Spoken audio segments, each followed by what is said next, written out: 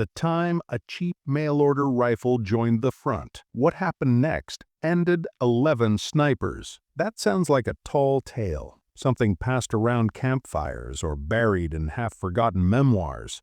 But on the island of Saipan, in the suffocating heat of June 1944, a battle-weary Marine rifleman carried a rifle no one took seriously.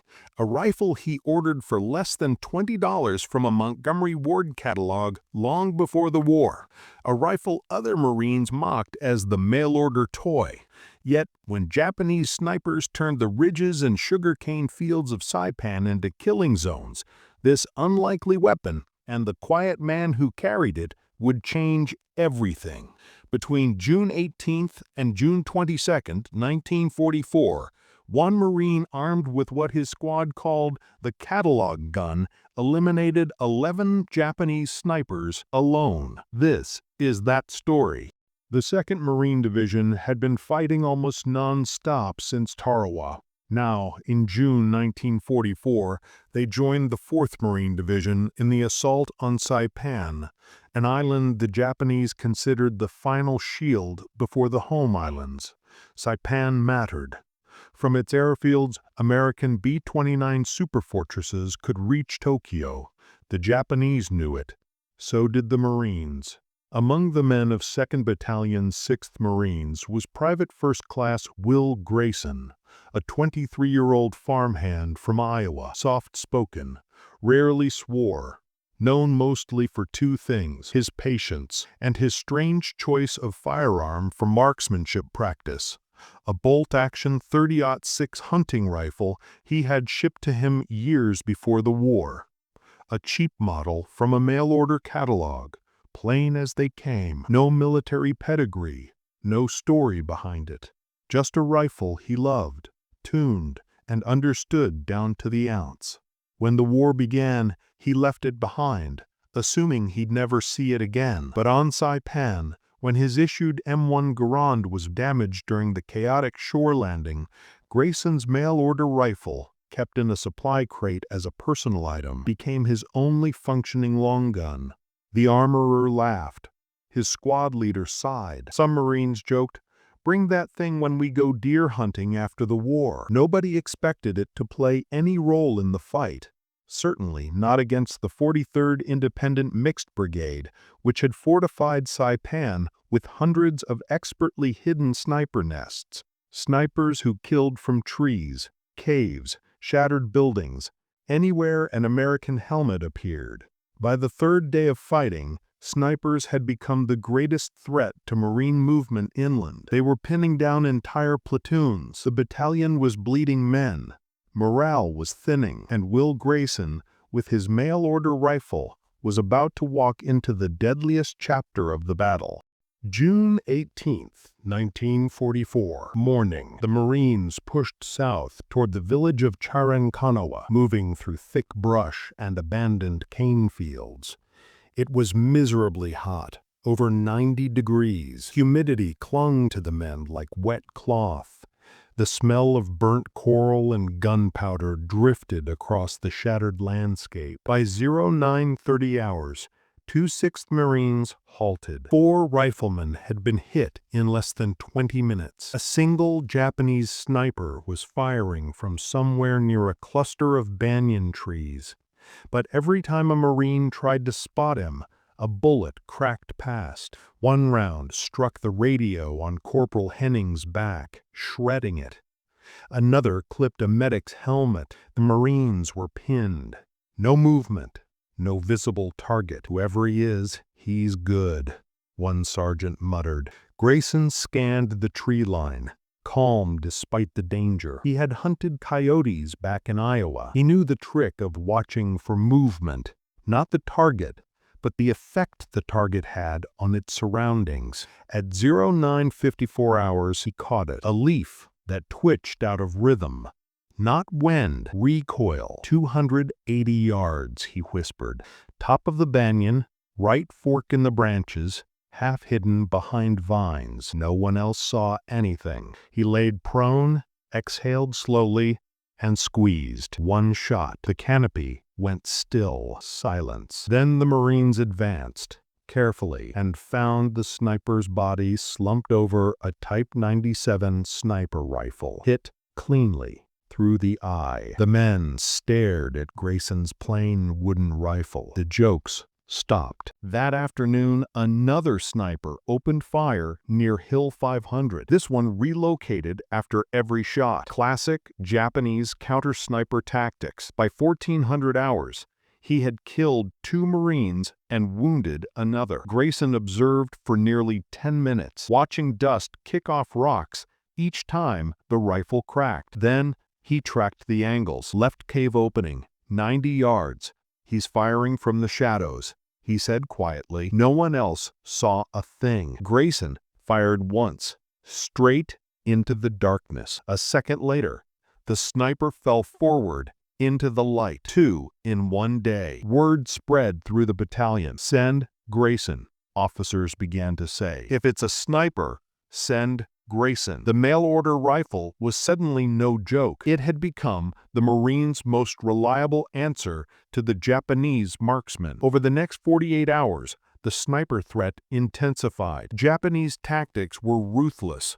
Tree platforms, reverse slopes, false openings, dead body decoys, anything to lure Marines into the open. On June 20th, by 1100 hours, 2 6th Marines were stalled again, this time by 3 coordinated snipers firing across intersecting lanes, trapping a platoon in a bombed-out sugar mill. The men hugged stone walls, unable to move. Every time a helmet rose an inch, a bullet snapped past. The heat baked them.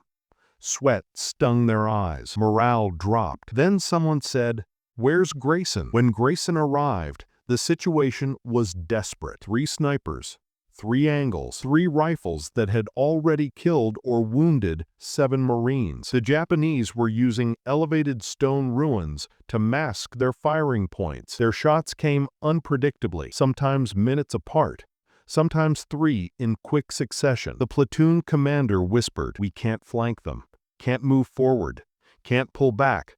They've got us bracketed." Sounds of battle ricocheted across broken walls. Shrapnel hissed in the air. The smell of cordite stung the men's nostrils. Grayson lay flat behind a collapsed concrete beam, his cheek resting against the familiar worn stock of his rifle.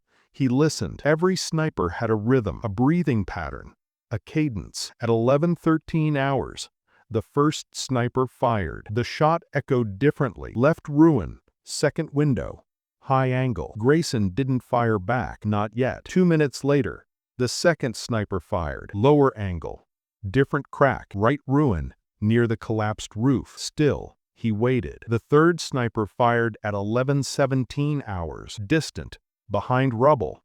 Only the faintest muzzle report. 3 enemies, 3 weapons, 3 distinct signatures. He inhaled, tightened his sling, and settled into a steady shooting position. He turned to the platoon commander. "I'll have them in 10 minutes. "Will, that's suicide," the lieutenant said. Grayson didn't answer. He simply said, "When they fire again, they'll expose themselves." The men watched him.